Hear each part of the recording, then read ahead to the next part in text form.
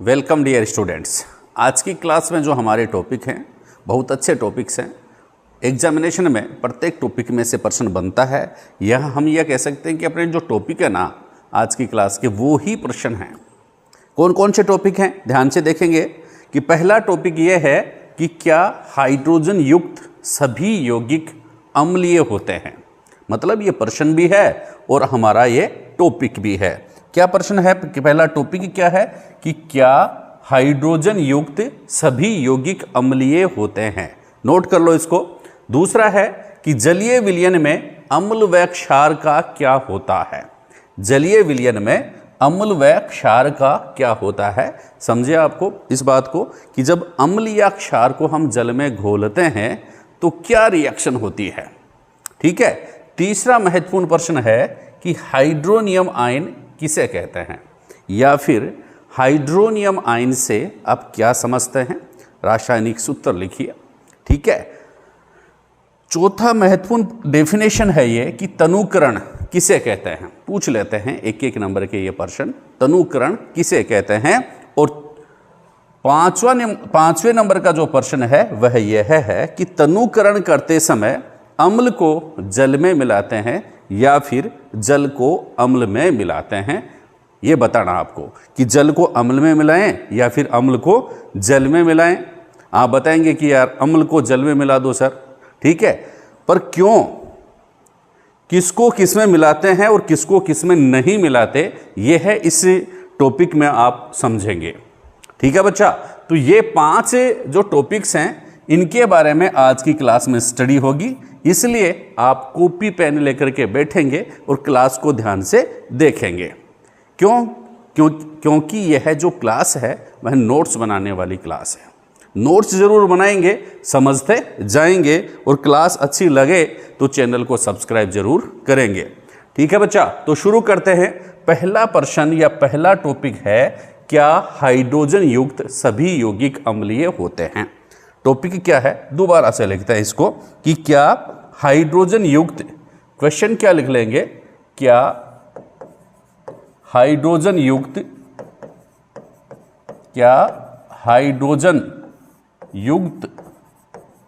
सभी यौगिक क्या होते हैं बच्चा, अम्लीय होते हैं।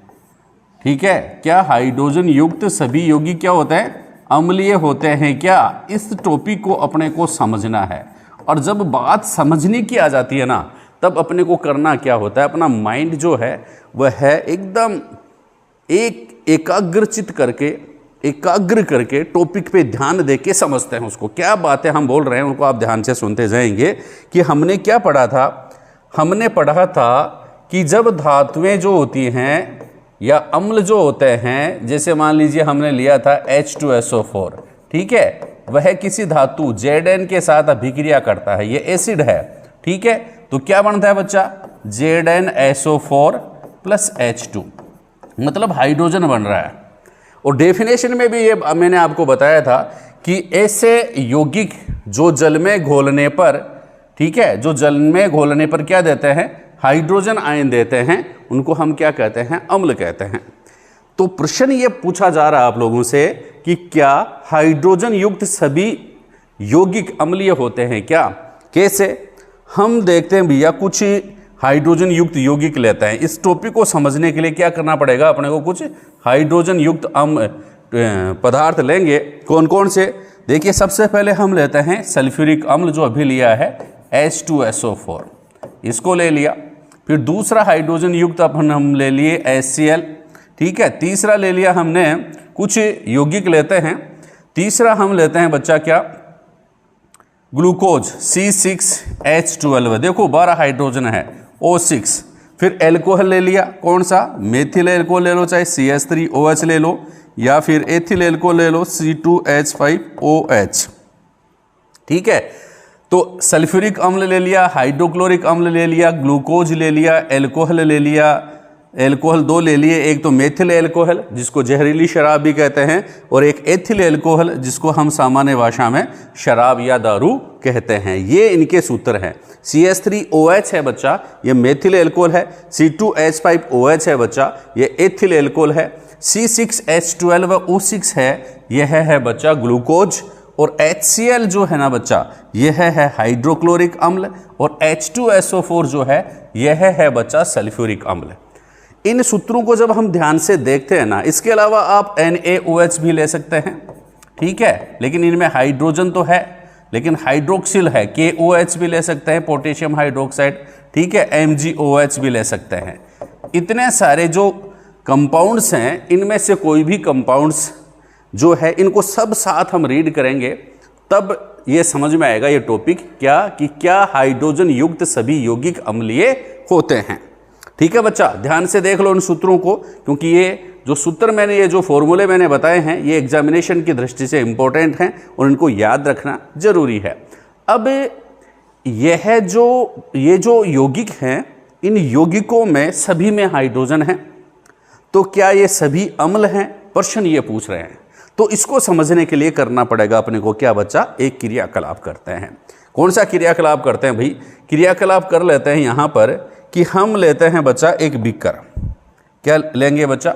बीकर लेंगे, थोड़ा सा इसको ऊपर कर लेते हैं, और यहाँ पर हम एक लगभग 100 ml का हम लेते हैं बच्चा बीकर ले लेते हैं। भैया कितनी ml का ले लो, ये बीकर ले लिया है मैंने।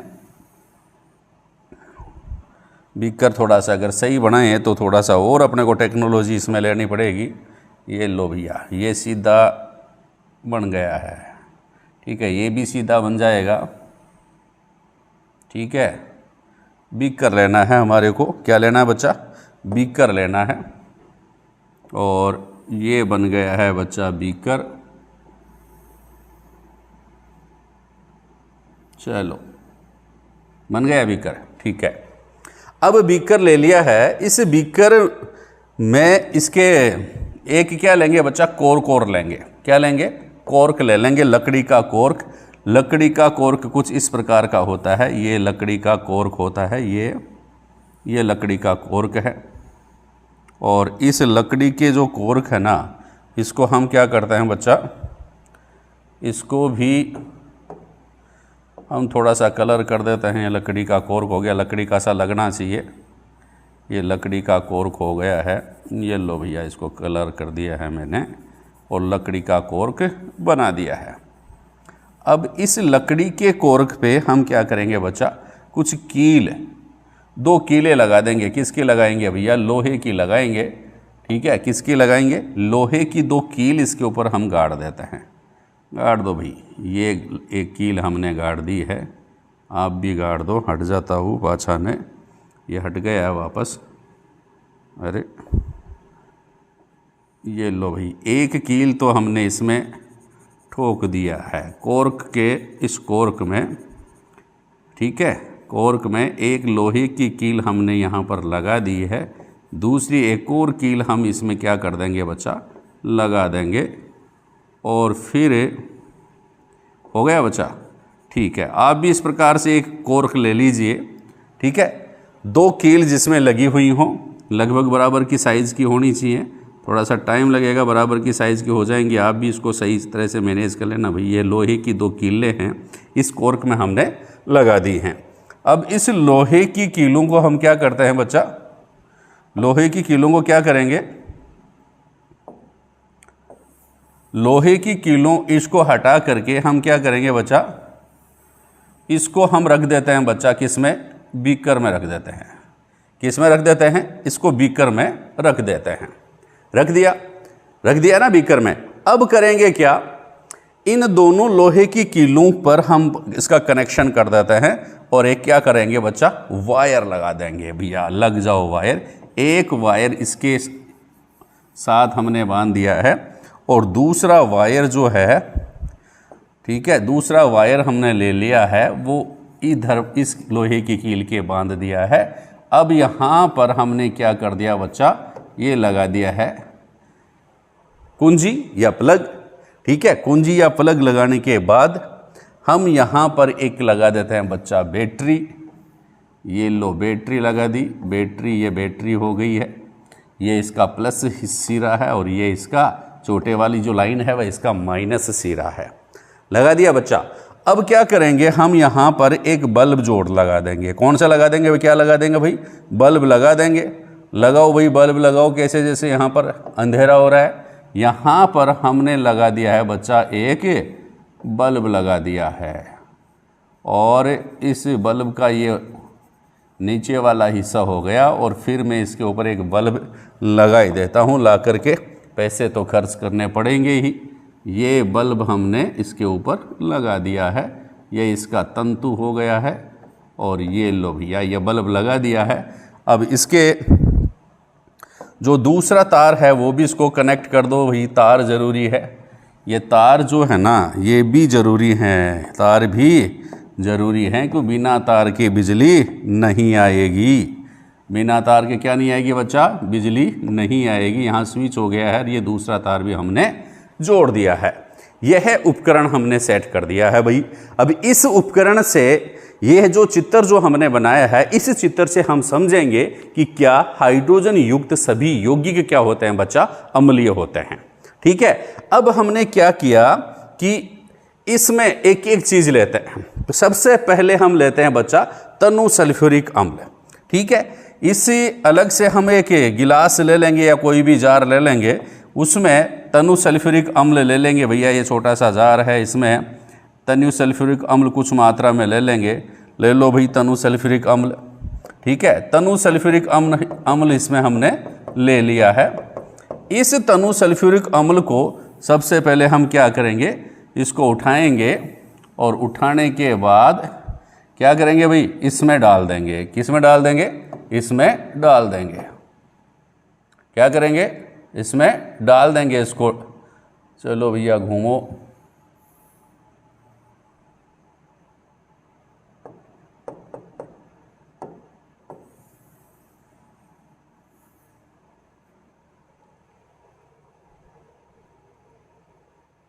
ठीक है, इसको ले जा करके हम क्या करेंगे बच्चा, इसमें डाल देंगे तनु सल्फ्यूरिक अम्ल को।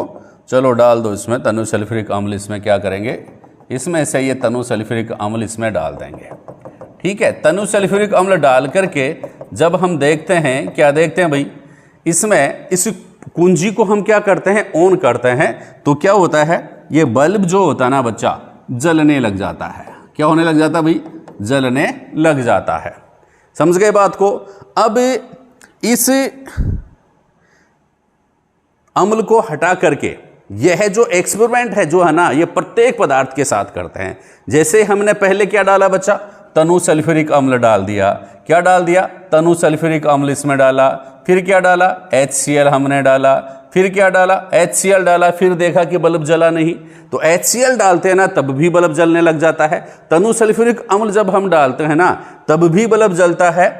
और NaOH जब हम डालते हैं तब भी बल्ब जलता है। KOH हम डालते हैं तब भी बल्ब जलता है। MgOH whole twice, MgOH whole twice, magnesium hydroxide, ये भी जब हम डालते हैं तब भी बल्ब जलता है। समझ गए बात को। लेकिन होता क्या है कि जैसे ही हम क्या बच्चा कि ग्लूकोज इसमें डालेंगे, बल्ब नहीं जलेगा। मेथिल एल्कोहल जब इसमें डालेंगे बल्ब नहीं जलेगा। और C2H5OH जब इसमें डालेंगे यह बल्ब नहीं जलता है। मतलब क्या हुआ कि ग्लूकोज व एल्कोहल का विलयन, ग्लूकोज व एल्कोहल का विलयन विद्युत का चालन नहीं करता है। ग्लूकोज व एल्कोहल का विलयन क्या नहीं करता है बच्चा, विद्युत का चालन नहीं करता है। इस बात को आप नोट कर लीजिए। इस एक्सपेरिमेंट से हमने क्या देखा, हमने यह देखा, क्वेश्चन क्या निकल करके आया, निष्कर्ष क्या निकल करके आया कि ग्लूकोज व एल्कोहल, ग्लूकोज व एल्कोहल का विलयन, ग्लूकोज व एल्कोहल का विलयन विद्युत धारा का या विद्युत का चालन नहीं करता है। विद्युत का चालन नहीं करता है। विद्युत का चालन क्या नहीं करता है। कौन सा विलयन भाई, ग्लूकोज व एल्कोहल। ग्लूकोज व एल्कोहल जो होते हैं ना वो विद्युत धारा का चालन नहीं करते। क्या समझाना चाह रहा है, क्या क्यों नहीं करते, इसका मतलब ये है कि ग्लूकोज में भी हाइड्रोजन है। ग्लूकोज में भी क्या है बच्चा? हाइड्रोजन है। एल्कोहल में भी क्या है बच्चा? हाइड्रोजन है। ठीक है, ग्लूकोज व एल्कोहल दोनों में हाइड्रोजन है, लेकिन इसके बावजूद ये विद्युत धारा का चालन नहीं करते हैं। इसके बावजूद क्या नहीं करते बच्चा? ये विद्युत धारा का चालन नहीं करते हैं। क्यों नहीं करते हैं बच्चा? तो इसका क्या कारण है? हाइड्रोजन है, इसके बावजूद ये अम्लीय नहीं है। क्यों? क्योंकि जब इसमें विद्युत धारा का चालन करते हैं ना बच्चा, तो क्या होता है कि जो अम्ल व क्षार जो होते हैं ना, ये आयनों में वियोजित हो जाते हैं। मतलब क्या लिखेंगे इसमें कि ग्लूकोज व एल्कोहल विद्युत धारा का चालन क्यों नहीं करते? तो आप आंसर क्या लिखेंगे? क्योंकि ग्लूकोज व एल्कोहल जो होते हैं वो आयनित नहीं होते हैं। वो क्या नहीं होते हैं बच्चा? आयनित नहीं होते हैं। ठीक है, या हम ये कहेंगे कि ये जो ग्लूकोज व एल्कोहल जो होते हैं वो जलीय विलयन में, अर्थात जलीय विलयन में हाइड्रोजन आयन या अन्य कोई आयन नहीं देते हैं। हाइड्रोजन आयन या अन्य आयन नहीं देते हैं। इसलिए ये क्या करते हैं? ग्लूकोज का चालन, ये विद्युत धारा का चालन नहीं करते हैं। जबकि अम्ल व जो क्षारक जो होते हैं ना, ये क्या करते हैं? आयनों में वियोजित हो जाते हैं। जबकि अम्ल व क्षार जो होते हैं, अम्ल व क्षार आयनित हो जाते हैं। आयनित हो जाते हैं, इसलिए ये विद्युत धारा का चालन करते हैं। इसलिए क्या करते हैं भाई? ये विद्युत धारा का चालन करते हैं। विद्युत धारा का चालन करते हैं।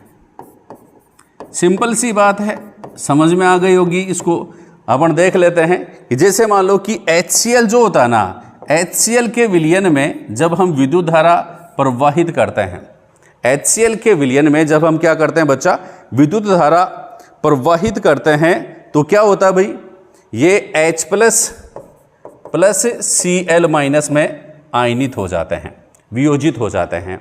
दूसरी बात, H2SO4 जो है, यह भी क्या करता है बच्चा? H प्लस और SO4-2 में वियोजित हो जाता है। जो भी अम्ल जो होते हैं, जो अगर ये आयनित होते हैं, हाइड्रोजन आयन होता है, इसमें हाइड्रोजन आयन होता है, और यह जो अम्ल जो होते हैं जलीय विलयन में आयनों में वियोजित हो जाते हैं। इसलिए ये क्या करते हैं? विद्युत धारा का चालन करते हैं। लेकिन ग्लूकोज व एल्कोहल जो होते हैं ना, इनको जलीय विलयन में क्या है? ये हाइड्रोजन आयन या हाइड्रोक्सिल आयन नहीं देते हैं, इसलिए ये विद्युत धारा का चालन नहीं करते हैं। मतलब ग्लूकोज व एल्कोहल का जो विलयन है वो धनायनों व ऋणायनों में वियोजित नहीं होते हैं जलीय विलयन में।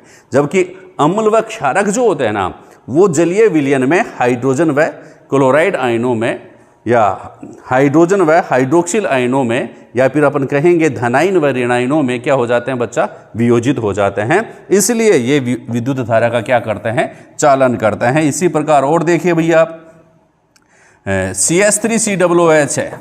ठीक है, ये क्या है बच्चा? एसिटिक अम्ल। ये है क्या होता है? हाइड्रोजन आयन तो देता ही है, इसके अलावा कौन सा आयन देगा? CH3COO-। ठीक है, ये आयन देते हैं। इसका मतलब क्या है? इसलिए क्या है? जलीय विलयन में ये भी हाइड्रोजन आयन देता है। इसके अलावा क्षार जो होते हैं ना, जैसे मान लीजिए NaOH है, यह किस में वियोजित होगा? NaOH, OH माइनस और प्लस Na+ आयनों में वियोजित हो रहा है। इसके अलावा KOH भी अगर आप देखेंगे जो हमने लिए थे, उसमें भी क्या भाई? OH minus plus K+। इसके साथ साथ MgOH होल ट्वाइस जो होता है वह किसमें भाई Mg+2 प्लस OH-। मतलब कहने का मतलब क्या है कि जो भी अम्ल व क्षारक जो होते हैं वो जब इसमें विद्युत धारा प्रवाहित की जाती है या इनको जब जलीय विलयन में घोला जाता है तो किसमें वियोजित हो जाते हैं, ये आयनों में वियोजित हो जाते हैं। ये आयन जो होते हैं ना विपरीत इलेक्ट्रोड की तरफ गति करते हैं और विपरीत इलेक्ट्रोड की गति करने के कारण ये क्या करते हैं बच्चा, विद्युत धारा का चालन करते हैं, इसलिए बल्ब जलने लग जाता है। अब हम बात करेंगे बच्चा अगला हमारा जो टॉपिक है उसकी, कौन सा टॉपिक है कि जलीय विलयन में अम्ल व क्षार का क्या होता है। जलीय विलयन में अम्ल व क्षार का क्या होता है। पहला टॉपिक क्या था, क्या हाइड्रोजन युक्त सभी यौगिक अम्लीय होते हैं, नहीं होते। उदाहरण कौन से, जैसे ग्लूकोज व एल्कोहल जो होता है उनमें हाइड्रोजन आयन होता है लेकिन वो अम्ल नहीं है। क्यों, क्योंकि ये जो होते हैं ना वो आयनों में वियोजित नहीं होते हैं। ठीक है, ये आयनों में वियोजित नहीं होते हैं, जबकि इनमें हाइड्रोजन होता तो है लेकिन आयनों में ये वियोजित नहीं होते हैं, इसलिए ना ये हाइड्रोजन आयन देते हैं जलीय विलयन में, इसलिए ये विद्युत धारा का चालन नहीं करते हैं और इसलिए ही ये अम्लीय नहीं होते हैं। ठीक है, अब जलीय विलयन में अम्ल व क्षारक का क्या होता है ये अपन देखेंगे। बता तो दिया मैंने पहले, फिर भी दोबारा से देख लेते हैं कि जलीय विलयन में इन आयनों का क्या होता है भाई, अम्ल व क्षारक का क्या होता है। तो मैंने बताया था, क्या प्रश्न है, जलीय विलयन में अम्ल व क्षारक का क्या होता है। तो अम्ल व क्षारक इनका किसमें भाई, जलीय विलयन में, मतलब जल में इनको घोला जाए तो क्या होगा, यह प्रश्न है। तो पहले तो इधर देख लीजिए बच्चा, अम्ल मैंने बता दिया सारे एग्जाम्पल अम्ल का, और इधर ले लेते हम क्षार का। ठीक है, अम्ल व क्षार। ठीक है, तो अम्ल कौन कौन से हैं मैंने अभी बताया आपको कि HCl जो होता है, जैसे मान लो ये हाइड्रोक्लोरिक अम्ल है, इसको जब पानी में घोलेंगे तो H प्लस Cl माइनस में ये वियोजित हो जाएगा। इसी प्रकार H2SO4 है ना, यह भी किस में वियोजित हो जाएगा, H प्लस SO4 -2। मतलब ये हाइड्रोजन आयन देंगे, कौन, अम्ल जो होते हैं उनको जल में घोलेंगे तो ये हाइड्रोजन आयन देते हैं। समझ गए बात को। और क्षार जो होते हैं ना, जिसे मान लो NaOH है, ठीक है, ये क्या करेंगे, जलीय विलयन में क्या करेंगे बच्चा, हाइड्रोक्सिल आयन देंगे, Na प्लस OH-। जलीय विलयन में क्या देंगे, हाइड्रोक्सिल आयन देंगे, कौन, क्षार। और अम्ल क्या देंगे भाई, अम्ल देंगे, क्या देंगे, अम्ल देंगे भाई हाइड्रोक्सिल आयन। OH आयन जो होता है ना वह क्या है, हाइड्रोक्सिल आयन है। ठीक है, ये तो हमने देखा पहले ही। मतलब जैसे मान लीजिए HCl है और यह जब जल के साथ रिएक्ट करता है, किसके साथ जल रिएक्ट करता है, जल के साथ रिएक्ट करता है, तो क्या करता है भाई, कौन सा आयन देगा, कौन सा आयन देगा, यह देगा H3O प्लस Cl माइनस। क्या समझे इस बात को, H3O आयन जो है ना यह क्या है बच्चा, हाइड्रोनियम आयन। कौन सा आयन, हाइड्रोनियम आयन। समझिए इस बात को, इसको हम समझाएंगे, हाइड्रोनियम आयन। हाइड्रोनियम आयन मतलब क्या देखा आपने कि जल HCl जो होता है इसको जब पानी में घोला तो ये क्या बनाता है, H3O प्लस आयन बनाता है। आपने अभी तक H2O सुना होगा, H2O। यहां पर क्या आ रहा है बच्चा, यहां पर आ रहा है H3O। क्या आ रहा है, H3O, और साथ में आयन है इसलिए प्लस और लग रहा है यहां पर। ठीक है, H3O प्लस लिख रखा है यहां पर। अब दिमाग में प्रश्न आ गया, सर ये क्या आ गया, H3O प्लस। तो बच्चा ये आपके 1 नंबर का प्रश्न आ गया है, H3O। इसको हम क्या कहते हैं, हाइड्रोनियम आयन कहते हैं। क्या कहते हैं बच्चा, हाइड्रोनियम आयन कहते हैं कि इसको H3O प्लस। तो आप पूछेंगे सर बना कैसे, ये कैसे आ गया। यहां तक आपने अभी तो बताया था कि जब HCl जो होता है, चाहे H2SO4 हो चाहे HCl हो, इनको जब जल में घोला जाता है तो ये तो H प्लस आयन देते हैं। और आप यहां बता रहे हो कि जब HCl को जल में घोला जाता है तो HCl है और ये जल है, और ये कौन सा आयन बना दिया, H3O प्लस। ऐसा कैसे हो गया, ऐसा कैसे हो गया। तो इस प्रॉब्लम का भी हम क्या करेंगे बच्चा, आपके लिए सॉल्यूशन करेंगे। क्या हुआ इसमें मैं बता दूं कि जब हमने किया क्या था कि HCl लिया था, ठीक है बच्चा, और HCl को किस में घोला था बच्चा, H2O, जल में घोला था। तो फिर मैंने कहा कि ये H+ जो है ना आयन देता है और Cl- आयन देता है, ये मैंने सही बात कही थी, ठीक है। लेकिन हुआ क्या, ये H+ जो है ना बहुत एक्टिव है भाई, यह क्या है बच्चा, बहुत एक्टिव है, बहुत क्रियाशील है, बहुत क्रियाशील है। ये हाइड्रोजन आयन जो देते हैं ना अम्ल, ये बहुत क्रियाशील होता है। पहली बात क्या है, हाइड्रोजन आयन जिसको अम्लों ने दिया है बहुत क्रियाशील है। दूसरी बात क्या है, यह स्वतंत्र नहीं रह सकता। स्वतंत्र का मतलब स्वतंत्र या अकेला नहीं रह सकता है, बहुत क्रियाशील होता है। और जो क्रियाशील होते हैं ना वो अकेले नहीं रहते हैं, ये स्वतंत्र या अकेला नहीं रह सकता। तो करता क्या है भाई, अकेला नहीं रह सकता तो यह करता क्या है, ये हाइड्रोजन जो होता है ये जिस जल में इसको घोला गया है HCl को, HCl ने दिया ना हाइड्रोजन आयन, तो किस में घोला था, जल में। तो ये इस जल के साथ अभिक्रिया कर लेता है। क्या कर लेता है बच्चा, यह जो H+ आयन जो था इसने किया क्या कि जो जल लिया था H2O, इसी के साथ इसने रिएक्शन कर ली, क्रिया कर ली, क्योंकि ये अकेला नहीं रह सकता और एक नया आयन डेवलप कर लेता है। H2 था यहाँ पर, तो एक और जुड़ गया, H3 हो गया, और O+, H3O+, यह आयन बना लेता है, यह धनायन बना लेता है। यह धनायन जो होता है वो स्टेबल होता है।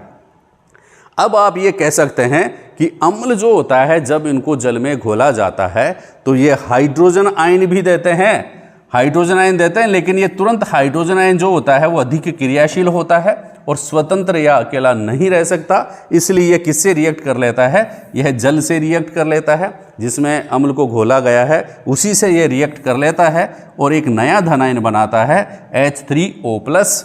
एक क्या बनाता है बच्चा, एक नया धनायन बना लेता है जो कि स्टेबल होता है, ठीक है। और इस नए धनायन को हम क्या कहते हैं बच्चा, हाइड्रोनियम आयन कहते हैं। क्या कहते हैं बच्चा, हाइड्रोनियम आयन कहते हैं। हाइड्रोनियम आयन, यह प्रश्न जो है यह 1 नंबर का बोर्ड की एग्जामिनेशन में पूछा जा सकता है, इंपॉर्टेंट प्रश्न है, हाइड्रोनियम आयन किसे कहते हैं, ठीक है। तो आप क्या बताएंगे कि जब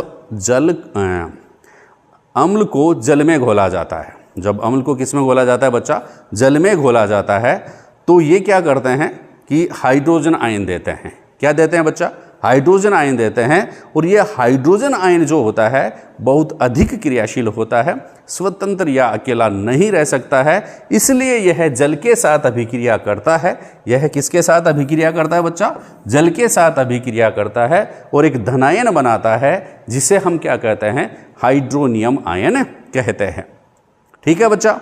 तो ये इंपॉर्टेंट टॉपिक, इन टॉपिक्स में से आप लोगों से पूछेंगे। मैंने कहा था कि ये टॉपिक हम पढ़ाएंगे कि क्या होता है, हाइड्रोनियम आयन किसे कहते हैं और जलीय विलयन में अम्ल व क्षार का क्या होता है। तो हाइड्रोनियम आयन की डेफिनेशन मैंने आपको बता दी है।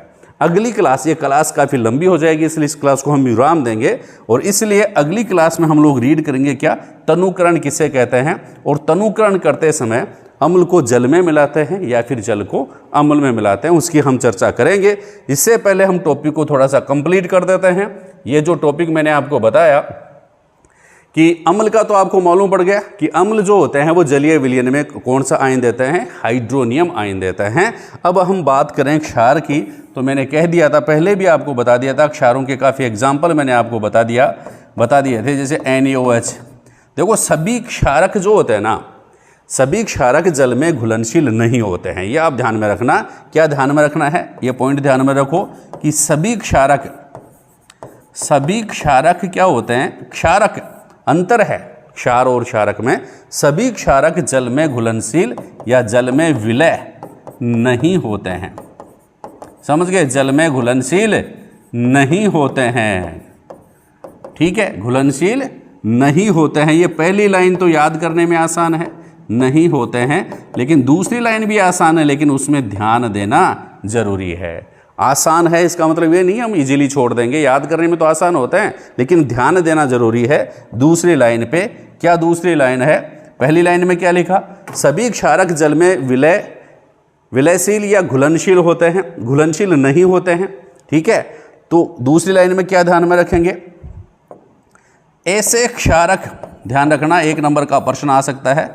ऐसे क्षारक, ठीक है, ऐसे क्षारक जो जल में घुलनशील होते हैं, जो जल में घुलनशील होते हैं, जल में घुल गए, सभी घुलेंगे नहीं, लेकिन जो घुल गए, जो मिल गए, ठीक है, वो कुछ ना कुछ उपाधि लेके चलते हैं।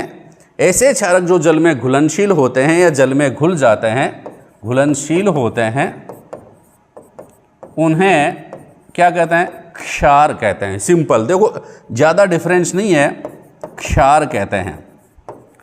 ठीक है, आप लोगों के एग्जाम में प्रश्न आ जाए तो इसका मतलब कुछ ना कुछ चक्कर आप लोगों के पड़ सकता है। क्या प्रश्न पूछ ले, आपको समझ में आए कि नहीं आए, आप लोगों से पूछ ले क्षारक व क्षार में क्या अंतर है। क्वेश्चन क्या बन जाए? क्षारक व क्षार, एग्जाम में पूछ सकते हैं क्षारक व क्षार में क्या अंतर है। ठीक है, आप सोचेंगे सर प्रश्न गलत आ गया है, क्यों?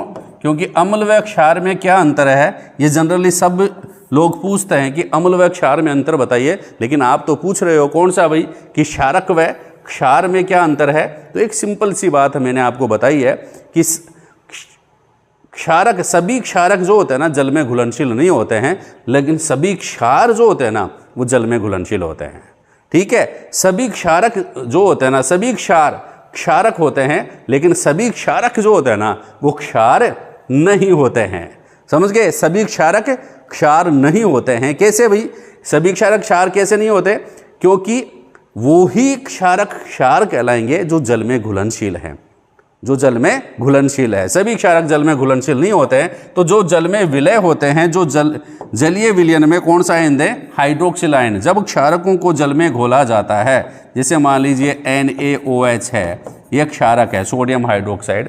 ठीक है, इनको जल में घोलेंगे तो Na+ OH- हाइड्रोक्सिल आयन देंगे। इस आयन को क्या कहेंगे बच्चा? Hydroxyl ion. इसी प्रकार KOH जो होता है ना, इसको हम जल में घोलेंगे तो पोटेशियम धन आयन + OH- हाइड्रोक्सिल आयन देंगे। इसी प्रकार मिल्क ऑफ मैग्नीशिया MgOH2, इसको जल में घोलेंगे तो Mg+2 + OH- आयन देंगे। ठीक है, 2 लगा दो, ये संतुलित हो जाएगा। तो इस प्रकार क्षारक जो होता है ना वो जलीय विलयन में हाइड्रोक्सिल आयन देते हैं। कौन सा आयन देते हैं बच्चा? Hydroxyl ion. लिख लो इसको, हाइड्रोक्सिल आयन देते हैं। ठीक है, याद करते जाना, पढ़ते जाना, आगे बढ़ते जाना, और क्लास अच्छी लगे तो इसको शेयर करते जाना। थैंक यू, धन्यवाद।